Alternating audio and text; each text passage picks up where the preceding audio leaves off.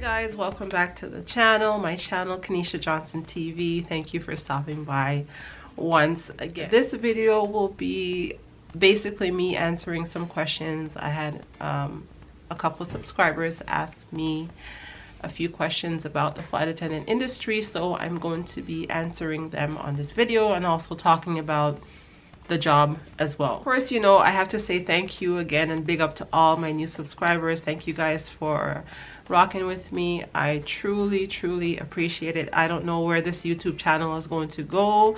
I hope it does grow and something beautiful comes out of it.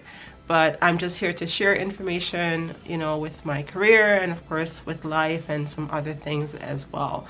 So once again, thank you so much and welcome to all my new subscribers. All right, let's get right into the video. So I got into the flight attendant industry. I've mentioned this before in a couple of videos in 2015.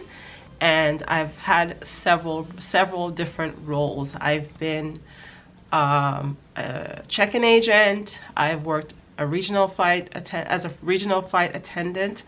I've worked as like an international flight attendant, doing mostly like sun destinations. And now I work for a major Canadian airline where I do international as well as domestic and sun destination flights. So, and also I've been an instructor as well with one of the airlines. So I have a little bit of experience, I would say, and I feel like I'm able to share that with you.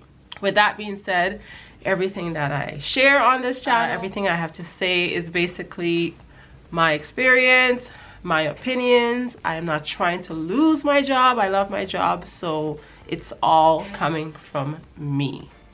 Now that I've gotten that out of the way, let me get right to it. I got into this industry in 2015.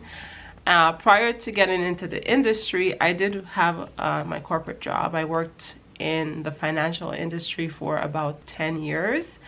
I started off in a call center and then I was basically a bank teller. I did that for about 5-6 years. But the pay was good, salaried and everything like that, but it just wasn't for me. I worked with a lot of different people over the 10 years. Had some great managers, had some not so great managers.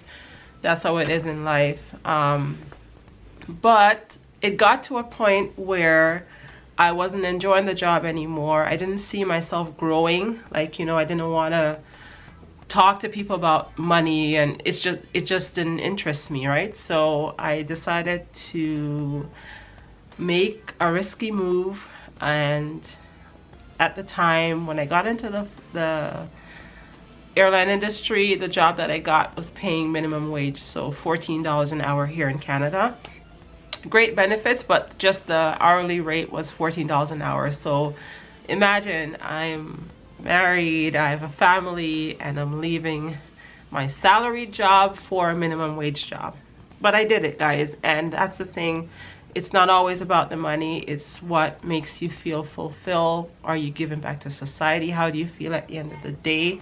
Do you have peace of mind? Am I taking the job home with me and stressing about numbers or deadlines? And I was over it, and I decided to leave it and go and do something else. And I'm telling you, one of the best decisions I've ever made. I do not regret it. I only wish I had done it earlier, because getting into the airline industry through that path brought me so many different opportunities in a very short time.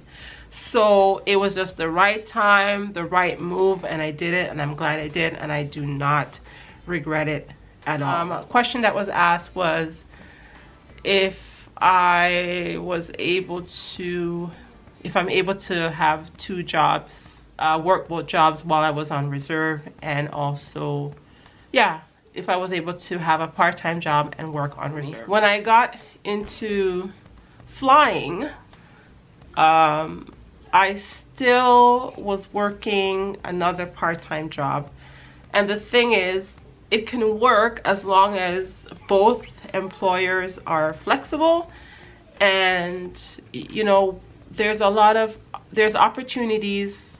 I can't really get into the full details of it, but you're able to, you know, play around with your shift. You can trade and so on and so forth. It's a little bit of a work, but once you understand how things need to be done, it gets easier and it works out. So it worked out for me because I was able to manipulate my schedule so that I was able to have both jobs.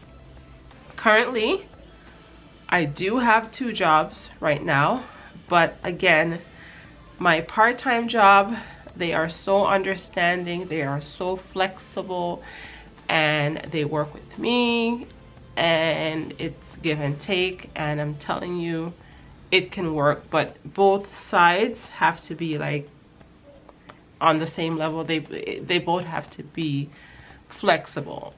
I do know some flight attendants that are actually in school for different things as well, so it can work. You can go to school and you can be a flight attendant as well.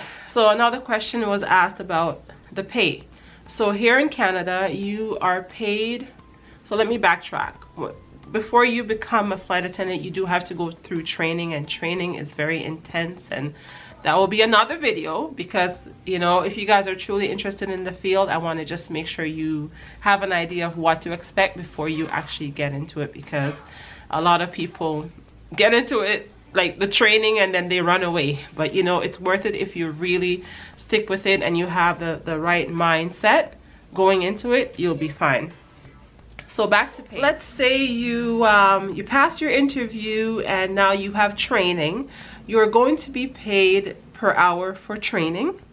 Once your training is done and you become like officially a flight attendant, then you're going to be paid a flight attendant pay per hour, rate of pay per hour. Okay, the only thing is you will either have a reserve block or a flying block. Now the difference with that is when you have a reserve block, you're guaranteed a certain amount of paid hours per month, you know, just to cover you and just to make sure you have some money going in your pocket. It's different because with the flying block, your pay will most likely be more than if you have a reserve block. The reason is the more you fly, the more money you make, and also per diems. Per diems are your meal money, so it's separate from your hourly rate of pay. I used this example in the last video. For example, if you're based in Toronto and you have a layover, let's say in Edmonton, you know, you're gone for 18 hours, your flight to Edmonton is 5 hours, you're going to be paid your hourly rate plus per diems for being away from your home base. So the per diems include breakfast, lunch, dinner, and snacks. So this is extra money on top of your hourly rate.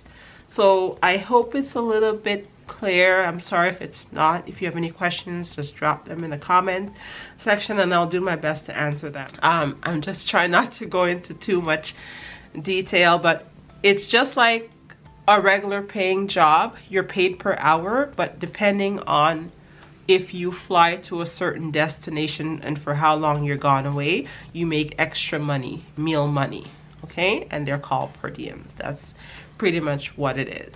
Now, just like most jobs, the longer you're there, the more your pay increases. Maybe once a year, twice a year, it all depends.